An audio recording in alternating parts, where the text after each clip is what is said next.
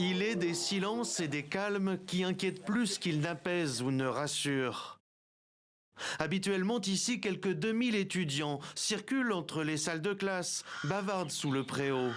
Mais depuis quelques jours, l'Institut supérieur de développement rural de Bukavu a suspendu l'activité de ses agents. Nous, les étudiants, on ne peut pas venir étudier là où il n'y a pas les agents.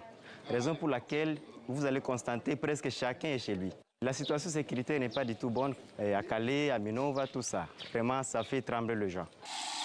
Depuis la prise de Goma au nord Kivu, sur la route du M23, les localités semblent tomber les unes après les autres. Dernière en date, d'après le président de l'Assemblée nationale congolaise, Nyabibwe, à une centaine de kilomètres au nord de Bukavu, la grande ville du sud Kivu, où la population se prépare dans la précipitation et la peur à une attaque.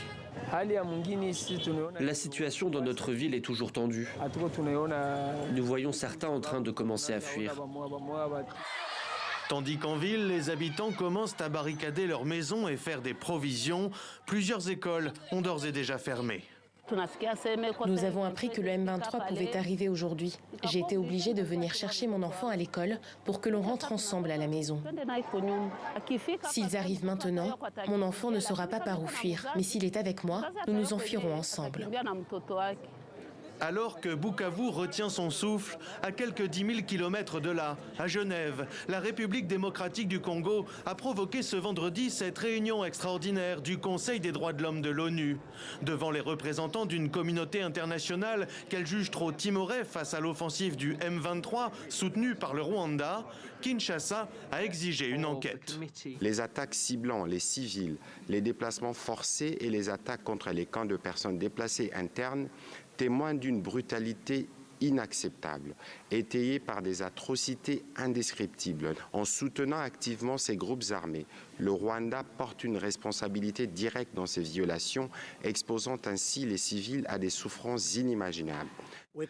En réponse, Kigali a refusé d'être présenté comme responsable de l'instabilité et a accusé à son tour Kinshasa et ses groupes armés alliés d'atrocités contre leurs propres citoyens.